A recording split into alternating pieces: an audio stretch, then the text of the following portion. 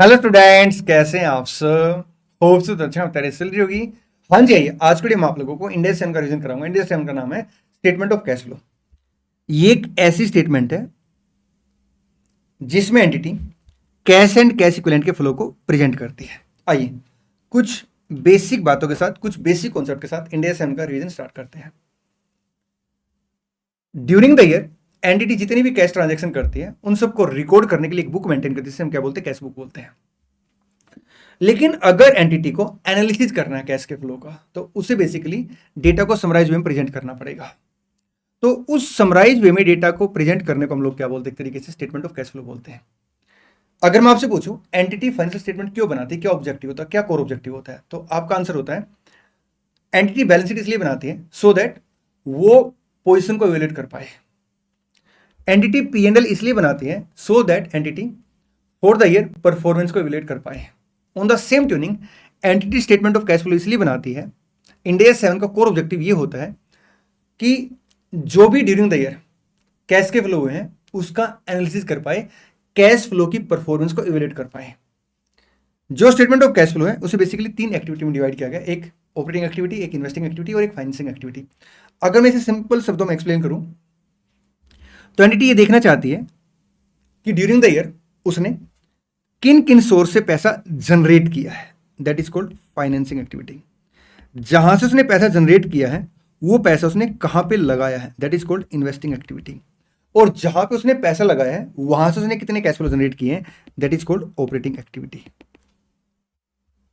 आप एक डायग्राम से समझेंगे, ये एक एंटिटी है, ठीक। यहां पे एंटिटी का ये एक मेन गेट है। ये मेन गेट तभी खुलेगा जब ट्रांजैक्शन के अंदर क्या होगा, कैश या कैश इक्विवेलेंट इन्वॉल्व होगा, ठीक। हालांकि इनडायरेक्ट मेथड में नॉन कैश आइटम में भी हमें एडजस्ट करनी पड़ती है, उस बात को मैं आपके साथ अलग से डिस्कस करूंगा। तो statement of cash flow basically क्या है, कैश बुक की समरी है जिसके अंदर हम लोग क्या करते हैं, एनालिसिस पर्पज के लिए ये देखते हैं कि ड्यूरिंग द ईयर हमने कहां से कैश फ्लो जनरेट किया है, कहां पे पैसा लगाया है, और जहां पे पैसा लगाया है वहां से हमने क्या कोई कैश फ्लो जनरेट किया है, कैश फ्लो कमाया नहीं कमाया, ठीक। ये एक एंटिटी है जिसके यहाँ पे एक मेन गेट है, और ये मेन गेट तभी ओपन हो पाएगा जब ट्रांजैक्शन में क्या होगा, cash and cash equivalent involve होगा, ठीक। और जब ये मेन गेट ओपन हो जाएगा तो फर्दर यहाँ पे 3 रूम बने हुए हैं, एक ऑपरेटिंग एक्टिविटी, एक इन्वेस्टिंग एक्टिविटी और एक आपका फाइनेंसिंग एक्टिविटी। आइए कुछ डेफिनेशन डिस्कस करते हैं। सबसे पहली डेफिनेशन है कैश फ्लो। कहता है कैश फ्लो का मतलब है inflow and outflow of cash and cash equivalent. Inflow का मतलब है receipt of cash and cash equivalent, और आउटफ्लो का मतलब है payment of cash and cash equivalent, ठीक। कैश एंड कैश इक्विवेलेंट के बेसिकली 2 पार्ट है, एक कैश है और एक आपका कैश इक्विवेलेंट है। कैश का मतलब है cash in hand and demand deposit. Cash equivalent में वो कहता है cash equivalent basically short term highly liquid investment है। कैश इक्विवेलेंट का मतलब क्या है, एक हाईली लिक्विड इन्वेस्टमेंट है और वो highly liquid investment short term है। जब हम उस हाईली लिक्विड इन्वेस्टमेंट को कन्वर्ट करेंगे कैश के अंदर तो हमें पता है कि अमाउंट कितना होगा, नॉन अमाउंट ऑफ कैश में वो कन्वर्ट हो जाएगा, ठीक। हाईली लिक्विड का मतलब है कि जब चाहे हम उसे क्या कर सकते हैं, कैश में कन्वर्ट कर सकते हैं। और जिसकी वैल्यू में जो चेंज है, मतलब चेंज इन द वैल्यू में इनसिग्निफिकेंट रिस्क है। जैसे मान लो मैंने बैंक में 2 महीने के लिए एफडी करा दी, तो मेरे को पता है शॉर्ट टर्म है, जी सर, हाईली लिक्विड है, जब चाहे मैं उसे कैश में कन्वर्ट कर सकता हूं, और नॉन अमाउंट पता है, और चेंज इन वैल्यू में इनसिग्निफिकेंट रिस्क है। अब यहां पे शॉर्ट टर्म का मतलब है कि अगर हम डेट ऑफ एक्विजिशन इन्वेस्टमेंट को हेल्ड करते हैं 3 मंथ और लेस देन 3 मंथ, तो उसे हम क्या बोलेंगे, शॉर्ट टर्म इन्वेस्टमेंट बोलेंगे। तो वो आपका क्या बन जाएगा, कैश इक्विवेलेंट बन जाएगा। देखिए कैश इक्विवेलेंट का मतलब होता है कि हमने इन्वेस्टमेंट को मेंटेन किया है कैश की रिक्वायरमेंट को पूरा करने के लिए। अब जैसे मान लो मैंने किसी कंपनी के इक्विटी शेयर में पैसा लगा दिया और मेरे को पता है कि 2 महीने के अंदर मैं क्या करूंगा, इक्विटी शेयर को बेच दूंगा, तो क्या ये कैश इक्विवेलेंट माना जाएगा। एक शॉर्ट टर्म है सर, बिल्कुल है। हाईली लिक्विड है, मान लो लिस्टेड कंपनी के शेयर है, इमीडिएटली बिक जाएंगे, जी सर। नॉन अमाउंट नहीं पता कि कितना अमाउंट मिलेगा, और अगर आप यहां पे देखेंगे तो जो चेंज इन वैल्यू है ना, चेंज इन वैल्यू है उसमें सिग्निफिकेंट रिस्क है। तो हम लोग अगर किसी कंपनी के इक्विटी शेयर में पैसा लगाते हैं तो वो अगर डेट ऑफ एक्शन के बाद हम उसे हेल्ड करते हैं 3 मंथ और लेस देन 3 मंथ, तो भी उसे हम कैश इक्विवेलेंट नहीं बोलेंगे। हालांकि प्रैक्टिकल लाइफ के अंदर ना हमें बड़े सारे फैक्ट चेक करने पड़ते हैं, ठीक है। तो बैच के अंदर मैं वो बातें आपके साथ डिस्कस करता हूं, बट यहाँ पे आई थिंक कोई रेलिवेंस इसकी नहीं है। आइए आगे बढ़ते हैं। अब देखिए, अगर किसी भी ट्रांजैक्शन में कैश या कैश इक्विवेलेंट की अगर इन्वॉल्वमेंट है तो हम उसे फर्दर क्लासिफाई करते हैं आइदर ऑपरेटिंग एक्टिविटी या इन्वेस्टिंग एक्टिविटी या फाइनेंसिंग एक्टिविटी। कहता है कोई भी ऐसी एक्टिविटी जो प्रिंसिपल रेवेन्यू जनरेटिंग एक्टिविटी है, एंसिलरी टू इट है, तो उसे हम क्या बोलेंगे, ऑपरेटिंग एक्टिविटी। कोई भी ऐसी एक्टिविटी जो या तो लॉन्ग टर्म असेट को एक्वायर करने से रिलेटेड है या उसको डिस्पोजल करने से रिलेटेड है, या फिर कोई भी ऐसी इन्वेस्टमेंट जो कैश एंड कैश इक्विवेलेंट नहीं है, उसे हम क्या बोलेंगे, इन्वेस्टिंग एक्टिविटी बोलेंगे, या उसके ऊपर जो हमने इनकम अर्न की है। सिंपल शब्दों में, अगर मैं कोई भी पैसा लगाता हूं लॉन्ग टर्म असेट के लिए, या लॉन्ग टर्म असेट को सेल करता हूं, या मैं इन्वेस्टमेंट करता हूं या इन्वेस्टमेंट को सेल करता हूं other than cash and cash equivalent, तो उसे हम क्या बोलेंगे, इन्वेस्टिंग एक्टिविटी बोलेंगे। कहते हैं कोई भी ऐसी एक्टिविटी जो कंपनी की कैपिटल से रिलेटेड है, इक्विटी से रिलेटेड है, मतलब कैपिटल से रिलेटेड है, या फिर बोरिंग से रिलेटेड है, तो उसे हम क्या बोलेंगे, फाइनेंसिंग एक्टिविटी बोलेंगे, एंड कॉस्ट ऑफ इट। एक बात और, अगर प्रिंसिपल रेवेन्यू जनरेटिंग एक्टिविटी यहां पे आ जाएगी, अगर लॉन्ग टर्म असेट या इन्वेस्टमेंट से रिलेटेड यहां पे आ जाएगी, अगर कंपनी के कैपिटल स्ट्रक्चर या बोरिंग से रिलेटेड तो यहां पे आ जाएगी। लेकिन अगर मान लो कोई ऐसी एक्टिविटी है जो प्रिंसिपल रेवेन्यू जनरेटिंग एक्टिविटी नहीं है और neither classified as a investing activity और फाइनेंसिंग एक्टिविटी, तो इंडिया 7 ने यहाँ पे गेस्ट रूम दे रखा है, कहता है अगर कोई भी एक्टिविटी इन्वेस्टिंग और फाइनेंसिंग नहीं है, वो भी क्या मान लेंगे हम लोग, ऑपरेटिंग एक्टिविटी मान लेंगे। ठीक, चले आगे। जी सर, देखिए स्टेटमेंट ऑफ कैश फ्लो बनाने के दो मेथड होते हैं, एक होता है डायरेक्ट मेथड, एक होता है इनडायरेक्ट मेथड। डायरेक्ट मेथड का मतलब होता है कि हम क्या करेंगे, डायरेक्ट रिसिप्ट जो है उसे इनफ्लो दिखाएंगे, और जो हमने पेमेंटें की है उसे हम क्या करेंगे, एज ए आउटफ्लो दिखाएंगे। मींस जो रिसिप्ट है कैश एंड कैश इक्विवेलेंट की उसे इनफ्लो बोलेंगे, और जो हमने पेमेंट की कैश एंड कैश इक्विवेलेंट की उसे हम क्या बोलेंगे, आउटफ्लो बोलेंगे। ठीक, इनडायरेक्ट मेथड का मतलब क्या है, ड्राइव करना, कैश फ्लो को ड्राइव करना। इनडायरेक्ट मेथड का मतलब क्या है कि कैश के फ्लो को में एक बेस लेके उसे ड्राइव करना।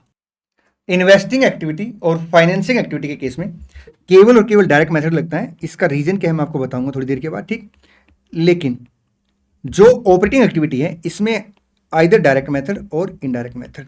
आइए एक बार इन दोनों मेथड को डिस्कस कर लेते हैं ऑपरेटिंग एक्टिविटी के पॉइंट ऑफ व्यू से, फिर मैं आपको बताऊंगा कि इन्वेस्टिंग और फाइनेंसिंग में केवल डायरेक्ट मेथड क्यों होता है। देखिए, अगर मैं principal revenue generating activity and ancillary to it, या कोई भी ऐसी एक्टिविटी जो इन्वेस्टिंग और फाइनेंसिंग नहीं है, उससे रिसिप्ट को दिखाता हूं, ठीक है, और उसके अगेंस्ट जो पेमेंट उनको दिखाता हूं, तो this is called direct method. Means directly हम लोग क्या करते हैं, कैश फ्लो को प्रेजेंट करते हैं। ठीक, इनडायरेक्ट मेथड का मतलब है कि हम लोग क्या करते हैं, कैश फ्लो को ड्राइव करते हैं।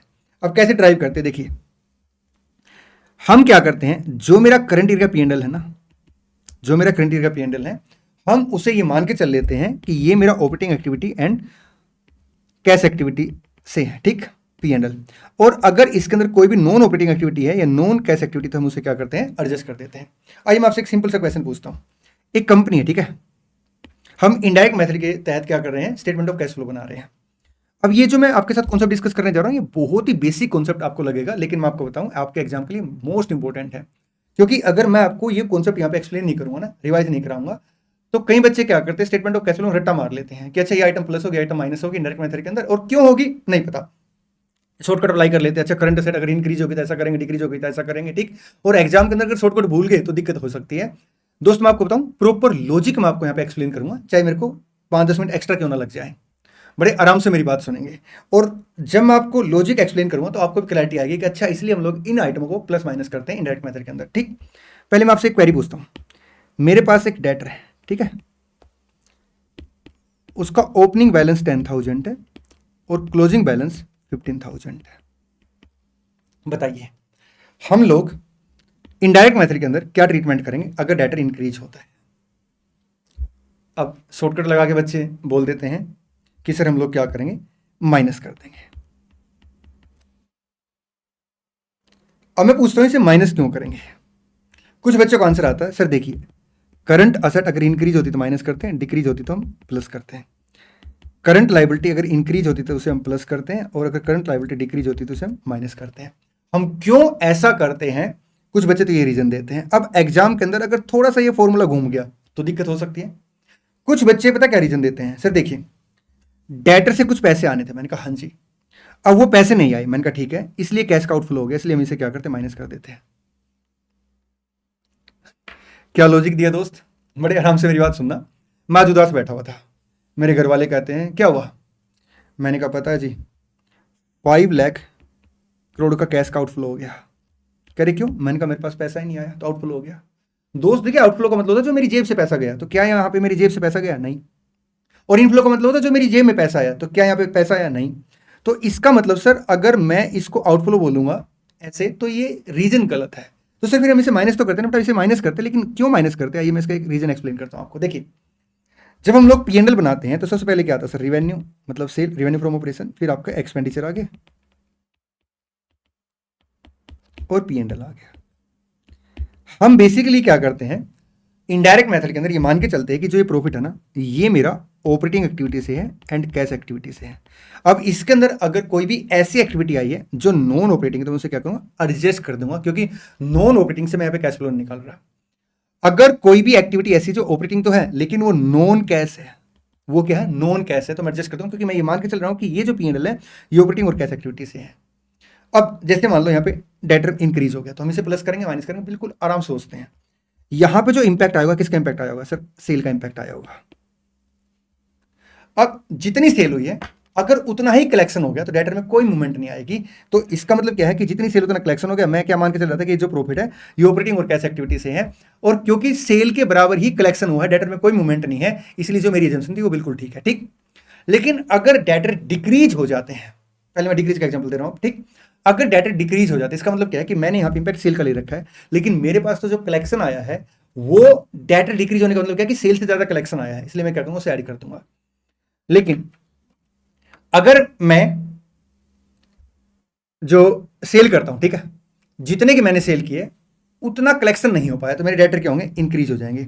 अब डेटर इंक्रीज होने का मतलब ये नहीं कि कैश का आउटफ्लो हो गया। इसका मतलब क्या है कि इसका मतलब ये है कि हमने यहाँ पे जैसे मान लो 4 लाख की सेल हुई है, हमने यहाँ पे इंपैक्ट कितना का लिया है? 4 लाख का। अगर मेरे पास 4 लाख का ही कलेक्शन आता तो मेरे को कुछ एडजस्ट नहीं करना था। अगर मेरे पास 4 लाख से कम का कलेक्शन आएगा तो सर यहाँ पे क्या होगा? डेटर बढ़ जाएंगे। अब डेटर बढ़ने का मतलब क्या है कि जितना यहाँ पे सेल का इंपैक्ट मैंने लिया है, रियल में मेरे पास कलेक्शन कम आया है, और यहाँ इंपैक्ट मैंने ज्यादा ले लिया, इसलिए हम लोग क्या करेंगे? यहाँ पे उसे माइनस कर देंगे। सर क्रेडिटर के केस में हम कैसे करते हैं? जैसे मान लो क्रेडिटर अपना 4000 का ओपनिंग था, क्लोजिंग 3000 है। अगर क्रेडिटर कम हो गया, इसका मतलब क्या है कि जो मैंने परचेज का इंपैक्ट लिया, कंपैरेटिवली मैंने पेमेंट ज्यादा की है, और पेमेंट ज्यादा की तो मैं क्या करूंगा? उसे माइनस कर दूंगा। सर अगर क्रेडिटर इंक्रीज हो गए हैं तो क्या होगा? जितना मैंने परचेज का इंपैक्ट लिया है, इसका मतलब क्या है कि मैंने पेमेंटें कम की, इसलिए मैं क्या करूंगा? उसे एड बैक कर दूंगा। ठीक, सर इन्वेंट्री में हम ऐसा क्यों करते हैं? देखिए दोस्त, इन्वेंट्री का impact cost of good sold पे होता है। अगर मान लो ओपनिंग इन्वेंट्री 40,000 और क्लोजिंग इन्वेंट्री मेरी 55,000 है, इसका मतलब क्या है कि इन्वेंट्री बढ़ने से मेरे खर्चे कम हो गए, लेकिन मेरा कैश फ्लो कम नहीं हुआ, इसलिए मैं इसे क्या करूंगा? माइनस कर दूंगा। और फिर भी अगर आपको ये फॉर्मूला याद करना तो मैं मना नहीं करूंगा, लेकिन दोस्त मैं बोलूंगा कि जब भी आप क्वेश्चन को प्रैक्टिस करें ना, तो प्लीज मेरे प्यारे प्यारे बच्चों, जो मैंने आपको बोला ना, इस कॉन्सेप्ट के तहत आप क्या करेंगे? आप इस कॉन्सेप्ट के तहत क्वेश्चन सोल्व करेंगे। देखिए, हम ये मान के चलते हैं कि जो ये प्रॉफिट है ये ऑपरेटिंग एक्टिविटी से और कैश एक्टिविटी से, इसलिए हम लोग क्या करते हैं? इसके अंदर नॉन ऑपरेटिंग और नॉन कैश एक्टिविटी एडजस्ट कर देते हैं। अगर आप इस एंगल से क्वेश्चन सोल्व करेंगे तो कभी भी आपका आंसर गलत नहीं होगा। जैसे कंसोलिडेशन का जब क्वेश्चन करते हैं हम लोग, ठीक है, ड्यूरिंग द ईयर अगर हम बिजनेस कॉम्बिनेशन करते हैं तो हम क्या करते हैं? हम ड्यूरिंग द ईयर जब बिजनेस कॉम्बिनेशन करते हैं तो जो बिजनेस कॉम्बिनेशन में हमने स्टॉक एक्वायर किया है, डेटर एक्वायर किया, क्रेडिटर एक्वायर किया, उनको एडजस्ट करने के बाद हम लोग कैश के फ्लो आइडेंटिफाई करते हैं, इंक्रीज डिक्रीज आइडेंटिफाई करते हैं। हम ऐसा इसलिए करते हैं क्योंकि जब हम बिजनेस एक्वायर करते हैं तो उस केस में हमने जो भी स्टॉक एक्वायर किया है, डेटर है, क्रेडिटर है, उनका रूट पीएनएल नहीं होता, उनका रूट पीएनएल नहीं होता, इसलिए हम उनका इंपैक्ट नलीफाई करने के बाद क्या करते हैं? इंक्रीज डिक्रीज लेते हैं। एग्जाम्पल के तौर पर जैसे मान लो मेरे पास क्या है, ओपनिंग डेटर है 50,000 के, ठीक है, क्लोजिंग डेटर 75,000 के। अब अगर मैंने रट्टा मार रखा होगा तो मैं क्या बोलूंगा? 25,000 माइनस कर दो। लेकिन अगर मैंने कॉन्सेप्ट समझ रखा होगा तो मैं क्या बोलूंगा कि अच्छा, ये जो 25,000 है, ये अमाउंट सेल जितनी हुई है उतना कलेक्शन नहीं हो पाया, इसलिए मैं इसे माइनस कर दूंगा। ठीक, जितनी मेरी सेल हुई है उसके कंपैरिजन में कलेक्शन कम हुआ, और कलेक्शन कम होने की वजह से मेरे डेटर बढ़ गए हैं, क्योंकि मैंने इंपैक्ट सेल का ले लिया, जबकि इंपैक्ट मेरे को कैश फ्लो में कलेक्शन का लेना था, इसलिए मैं क्या करूंगा? इसे माइनस कर दूंगा। ठीक, लेकिन अगर ड्यूरिंग मेरी बिजनेस कॉम्बिनेशन हो रखा है और उसमें मान लो मेरे पास 20,000 के क्या आ गए हैं? डेटर आ गए हैं। ठीक, तो ये जो 20,000 के डेटर है इसका रूट पीएनएल नहीं बना है, तो हम क्या करेंगे? हम इसमें से इसे एडजस्ट कर देंगे और फिर इंक्रीज डिक्रीज लेंगे। अब अगर आपने रट्टा मार रखा होगा तो इस बात का भी आपको रट्टा मारना पड़ेगा, लेकिन अगर आपने लॉजिक समझ रखा होगा कि हम पीएनएल को बेस लेके चलते हैं कि ये मेरा ऑपरेटिंग एक्टिविटी और कैश एक्टिविटी है, इसलिए नॉन कैश और नॉन ऑपरेटिंग इसके अंदर हम क्या करेंगे? एडजस्ट कर देंगे। तो उस केस में फिर आपको पता है कि इसका रूट पीएनएल नहीं है, इसका इंपैक्ट पीएनएल में नहीं है, इसलिए हम क्या करेंगे? इसे माइनस करेंगे और फिर इंक्रीज डिक्रीज कंसीडर करेंगे। चले आगे जी सर, आइए। हम इन्वेस्टिंग एक्टिविटी और फाइनेंसिंग एक्टिविटी में डायरेक्ट मेथड ही क्यों लगाते हैं? हम इसलिए डायरेक्ट मेथड लगाते हैं क्योंकि इन्वेस्टिंग और फाइनेंसिंग एक्टिविटी में हमारे पास कोई ऐसा बेस नहीं होता जिसको बेस लेकर हम लोग क्या करें, एडजस्ट करके cash flow from investing activity identify कर पाए या cash flow from financing activity identify कर पाए। आइए आगे बढ़ते हैं और कुछ स्पेशल पॉइंट डिस्कस करते हैं। ऑब्जेक्टिव मैंने आपको बता दिया, डेफिनेशन अपनी होगी, presentation of statement of cash flow हो गया, कुछ स्पेसिफिक इशू। देखिए, अगर हम property plant and equipment fix asset को परचेज करते हैं, सेल करते हैं, तो सर वो इन्वेस्टिंग एक्टिविटी कहलाती। ठीक, अगर मान लो हमने प्रॉपर्टी को बिल्ड किया है, बनाया है, या प्रॉपर्टी को एक्वायर किया है, इन्वेस्टमेंट प्रॉपर्टी को रेंट पे देने के लिए, और सब्सिक्वेंटली अपना ऑब्जेक्टिव है कि हमने उसे हेल्ड किया है सेल पर्पज के लिए, तो उस केस में हम लोग क्या करेंगे, जो भी कैश फ्लो होगा उसे एज ए ऑपरेटिंग एक्टिविटी दिखाएंगे। ये मोस्ट इंपोर्टेंट पॉइंट है, प्लीज इसे नोट कर लें। अगर एंटिटी ने क्या किया, प्रॉपर्टी को बिल्ड किया या प्रॉपर्टी को एक्वायर किया है रेंट पे देने के लिए और सब्सिक्वेंटली हेल्ड फॉर सेल के लिए, तो हम लोग उसे as a operating activity consider करते हैं। ठीक, अगर मान लो फाइनेंशियल कंपनी या बैंक है, तो उस केस में हम लोग क्या करेंगे, उस केस में जो भी हम सिक्योरिटी को परचेज सेल करते हैं उसे हम क्या करेंगे, एज ए ऑपरेटिंग एक्टिविटी मान के चलेंगे। एक प्यारी सी बात और, सर बैंक ओडी का हम क्या ट्रीटमेंट करेंगे? देखिए दोस्त, बैंक ओडी को ना हम लोग सब्सटेंशियली चेक करते हैं। अगर वो एज ए फाइनेंस हमने रेज कर रखा है तो उसे हम फाइनेंस एक्टिविटी दिखाते हैं। और अगर मान लो कभी अपना बैंक ओडी में पैसा पॉजिटिव चला गया, कभी नेगेटिव चला गया, ठीक है, तो हम उसे कैश एंड कैश इक्विवेलेंट का पार्ट मान के चलते हैं। एग्जाम में अगर क्वेश्चन साइलेंट है तो हम क्या मान के चलेंगे, कैश एंड कैश इक्विवेलेंट का पार्ट मान के चलेंगे और एक नोट दे के आएंगे। ठीक, आइए कुछ स्पेशल पॉइंट डिस्कस करते। देखिए, अगर मैं बात करूं इंटरेस्ट की, इंटरेस्ट रिसीव्ड एंड पेड है, अगर फाइनेंशियल इंस्टीट्यूशन है तो उस केस में हम लोग क्या करेंगे, इसे एज ए ऑपरेटिंग एक्टिविटी दिखाएंगे। लेकिन अदर देन फाइनेंशियल इंस्टीट्यूशन के केस में हम लोग क्या करेंगे, अगर इंटरेस्ट रिसीव्ड है तो इन्वेस्टिंग एक्टिविटी, और अगर इंटरेस्ट पेड है तो एज ए फाइनेंसिंग एक्टिविटी। ठीक, लेकिन अगर हमारा ऑब्जेक्टिव क्या है, फाइनेंशियल सर्विस प्रोवाइड करना है, मतलब फाइनेंशियल इंस्टीट्यूशन है, तो उसके हम क्या करेंगे, इन्हें ऑपरेटिंग एक्टिविटी दिखाएंगे। ठीक, अगर मैं डिविडेंड रिसीव करता हूँ, डिविडेंड रिसीव करता हूँ तो इन्वेस्टिंग एक्टिविटी, और डिविडेंड पे करता हूँ तो फाइनेंसिंग एक्टिविटी। लेकिन अगर मैं फाइनेंशियल इंस्टीट्यूशन हूँ तो उस केस में क्या होगा, डिविडेंड रिसीव्ड मेरे लिए ऑपरेटिंग एक्टिविटी बनेगा, लेकिन डिविडेंड पेड तो कैपिटल के ऊपर पे होगा, इसलिए फाइनेंसिंग एक्टिविटी ही बनेगा फॉर फाइनेंशियल इंस्टीट्यूशन ऑल्सो। ठीक, इंटरेस्ट एंड डिविडेंड, एक बात का ध्यान रखेंगे, जो इंटरेस्ट रिसीव होता है, जो इंटरेस्ट पे होता है उसे, या डिविडेंड रिसीव डिविडेंड पे होता है उसे हम अलग अलग डिस्क्लोज करेंगे, मतलब नेट ऑफ नहीं करेंगे। इनकम टैक्स का क्या ट्रीटमेंट होगा, कहता है अगर आप इनकम टैक्स को आइडेंटिफाई कर पा रहे हैं कि ये आपका इन्वेस्टिंग एक्टिविटी से रिलेटेड है या फाइनेंसिंग एक्टिविटी से रिलेटेड है, तो जिस एक्टिविटी से रिलेटेड है हम उसके अकॉर्डिंग इनकम टैक्स को दिखाएंगे। अगर वो इन्वेस्टिंग एक्टिविटी से रिलेटेड इनकम टैक्स तो एज इन्वेस्टिंग एक्टिविटी दिखाएंगे, और अगर वो फाइनेंसिंग एक्टिविटी से रिलेटेड एज आपका फाइनेंसिंग एक्टिविटी दिखाएंगे। ठीक, लेकिन अगर हम आइडेंटिफाई नहीं कर पा रहे हैं तो उस केस में हम क्या करेंगे, उसे एज ऑपरेटिंग एक्टिविटी दिखाएंगे, या फिर आपका प्रिंसिपल रिवेन्यू जनरेटिंग एक्टिविटी से रिलेटेड है तो भी हम उसे एज ऑपरेटिंग एक्टिविटी दिखाएंगे। ठीक, एक तो प्यारे प्यारे से पॉइंट डिस्कस करते हैं। क्या होता है, ये पी लिमिटेड कंपनी है, इसने एस लिमिटेड का बिजनेस एक्वायर किया। ठीक, और जो कंसिडरेशन पे किया वो कैश में पे कर दिया, तो अगर कैश में कंसिडरेशन पे किया है तो हम इसे एज ए इन्वेस्टिंग एक्टिविटी दिखाएंगे, और अगर नॉन कैश कंसिडरेशन तो फिर उसके डिस्क्लोजर देंगे। ठीक, अच्छा, पी ने एस के शेयर सेल कर दिए और कंट्रोल लॉस कर दिया, अगर कंट्रोल लॉस हो गया तो भी हम उसे क्या करेंगे, एज ए इन्वेस्टिंग एक्टिविटी दिखाएंगे। ठीक, एक बात को ध्यान रखेंगे, जैसे मान लो पी ने जब एस को एक्वायर किया था 5 लाख में एक्वायर किया था, और जब एस को एक्वायर किया था यहाँ पे 40,000 का कैश एंड कैश इक्विवेलेंट भी हमने इसके साथ एक्वायर कर लिया था, तो फिर हम क्या करेंगे, 460 नेट करके दिखा देंगे। ठीक, होता क्या है, जैसे मान लो पी लिमिटेड ने एस लिमिटेड के 80% शेयर एक्वायर कर रखे थे, अब 10% शेयर और एक्वायर कर लिए या 10% शेयर सेल कर दिए, अब ना तो यहाँ पे फर्दर कंट्रोल एक्वायर हुआ है, मतलब कंट्रोल तो ऑलरेडी है। अगर हमने 10% शेयर बेच दिए तो कंट्रोल लॉस नहीं हुआ, तो चेंज इन आपका एनसीआई आएगा। ठीक, और अगर मान लो हमने 10% शेयर परचेज कर लिए हैं तो कंट्रोल तो अपने पास ऑलरेडी है, तो ये भी आपका चेंज इन एनसीआई आएगा, तो इसे हम क्या करेंगे, एज ए फाइनेंसिंग एक्टिविटी दिखाएंगे, एज ए क्या करेंगे, फाइनेंसिंग एक्टिविटी दिखाएंगे। एक बात और, जब हम कंसोलिडेशन करते हैं तो जो भी आपके कैश की ट्रांजैक्शन है बिटवीन आपका पेरेंट, सब्सिडरी, ठीक है, और इक्विटी मेथड के केस में आपका, मतलब ज्वाइंट वेंचर एसेट के केस में इक्विटी मेथड, तो हम जो भी आपका कॉमन कैश ट्रांजैक्शन उसे क्या करते हैं, कैंसिल कर देते हैं। ठीक, आइए एक दो प्यारी प्यारी सी बातें डिस्कस करते हैं। कहते हैं जो कैश के फ्लो होंगे हम उसे ग्रोस बेस पे दिखाएंगे, नेट बेस पे, कहता है आप ग्रोस बेस पे दिखाएंगे। एग्जांपल के तौर पे जैसे मान लो मैंने एक बिल्डिंग सेल की है और एक फर्नीचर परचेज किया है, तो क्या मैं उसे नेट करके दिखा सकता हूँ? नहीं, हम क्या करेंगे, अलग अलग दिखाएंगे, इनफ्लो अलग दिखाएंगे और आउटफ्लो अलग दिखाएंगे। लेकिन इसके कुछ एक्सेप्शन है। इसके एक्सेप्शन क्या है, अगर मान लो एंटिटी क्या करती है, कैश रिसीव करती है और कैश की पेमेंट करती है कस्टमर के बिहाफ पे, तो उस केस में उसे नेट दिखा सकते हैं। कहते हैं अगर मान लो एंटिटी क्या करती है, कैश रिसीव करती है, कैश पेमेंट करती है for item in which turnover is quick turnover है और अमाउंट लार्ज है और मैच्योरिटी शॉर्ट है, जैसे आपका क्रेडिट कार्ड की पेमेंट है, तो उसे हम क्या कर सकते हैं, नेट करके दिखा सकते हैं। ठीक, आइए आगे बढ़ते हैं।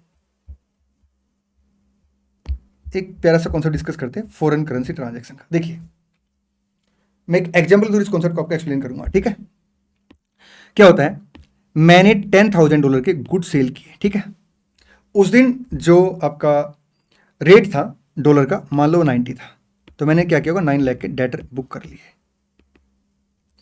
अब 10 दिन के बाद मेरे पास पेमेंट आ गई और उस दिन रेट था 91, तो यहाँ पे 910 का क्या आ जाएगा, कैश फ्लो आ जाएगा। ठीक है, तो हम लोग क्या करेंगे, जिस डेट पे फॉरेन करेंसी के अगेंस्ट हमें पैसा मिलेगा, उस डेट पे जो भी ट्रांसलेट रेट रहेगा उसके हिसाब से उसे हम क्या करेंगे, कन्वर्ट करते हैं। ठीक, एक तो कॉन्सेप्ट ये हो गया, इसे हम बोलते हैं रियलाइज्ड गेन और लॉस एक तरीके से। ठीक, फंक्शन करेंसी में लोग क्या करेंगे, कैश फ्लो को रिकॉर्ड करेंगे जिस डेट पे अपने पास कैश फ्लो आए हैं। ठीक है, या कैश फ्लो हमने कैश का आउटफ्लो किया। ठीक, मान के चलते सेम एग्जांपल है, 9 लाख के डेटर बुक कर रखे हैं, ईयर एंड पे क्या होता है, पेमेंट नहीं आई और रेट मान लो 92 हो गया है, तो इस केस में हम क्या करेंगे, डेटर को रीस्टेट करेंगे 920 से और 20,000 का क्या करेंगे, फॉरेन एक्सचेंज गेन रिकॉर्ड कर लेंगे। अब यहां पे अगर आप देखेंगे तो ये जो 20,000 का गेन हुआ है, क्या इसमें कोई कैश का फ्लो आया? नहीं सर। इसका इंपैक्ट किस में आ गया होगा सर, इसका इंपैक्ट पीएनएल के अंदर आ गया होगा।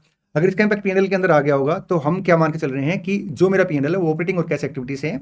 अब हालांकि एक्टिविटी तो ये ऑपरेटिंग हो सकती है, लेकिन इसके अंदर सर कैश नहीं है, इसलिए हम क्या करेंगे, अनरियलाइज गेन को कैंसिल कर देंगे और उसका दूसरा इंपैक्ट कहां पे लेंगे, डेटर के अंदर ही लेंगे। तो बात की एक बात क्या है कि जो भी हमने फॉरेन एक्सचेंज गेन और लॉस रिकॉर्ड कर रखा होगा as per the provision of Ind AS 21, और अगर वो अनरियलाइज्ड है तो हम क्या करेंगे, उस अनरियलाइज्ड गेन को या लॉस को रिवर्स कर देंगे रिस्पेक्टिव आइटम के अंदर। ठीक, एक बात को ध्यान रखेंगे, जैसे मान लो मेरे पास क्या है, फॉरेन करेंसी है $10,000 की। ठीक है, और जब मैंने इसे एक्वायर किया था तो उस दिन रेट 90 था, तो 9 लाख के हिसाब से मैंने क्या कर रखा होगा, अपना फॉरेन करेंसी दिखा रखी होगी। ठीक, रेट अब मान लो क्लोजिंग डेट पे आपका रेट हो गया 93, तो बैलेंस शीट के अंदर इंड AS 21 के अकॉर्डिंग मैंने क्या किया होगा, इसे 930 के हिसाब से डिस्क्लोज कर दिया होगा। लेकिन कैश फ्लो तो यहाँ पे कुछ हुआ नहीं, तो हम क्या करते हैं, 30,000 से गेन कैंसिल कर देंगे और ये जो आपका फॉरेन करेंसी का बैलेंस है इसे 9 लाख दिखा देंगे। अब यहाँ पे क्वेरी आती है कि सर यहाँ पे अगर आप देखें तो डिफरेंस आ गया, तो हम इस डिफरेंस को क्या करते हैं, रिकनसाइल करके दिखाते हैं। मैं ऐसे बोल सकता हूं कि जो कैश एंड कैश इक्विवेलेंट अपना आता है as per the provision of आपका statement of cash flow ind AS 7 के अकॉर्डिंग, और जो बैलेंस शीट में कैश एंड कैश इक्विवेलेंट है उसमें डिफरेंस अगर है फॉरेन करेंसी की वजह से, तो हम उसे क्या करते हैं, रिकनसिलेशन का पार्ट मान के चलते। ठीक, एक बात और, जो कैश एंड कैश इक्विवेलेंट है उसमें बैंक ओडी भी हम एडजस्ट करते हैं अगर मान लो वो एज ए आपका कैश एंड कैश इक्विवेलेंट की तरह ट्रीट किया। ठीक, लेकिन हम बैंक ओडी को एज ए फाइनेंशियल लायबिलिटी दिखाते हैं बैलेंस शीट के अंदर, तो उसे क्या करते हैं, रिकनसिलेशन का पार्ट बना देते हैं।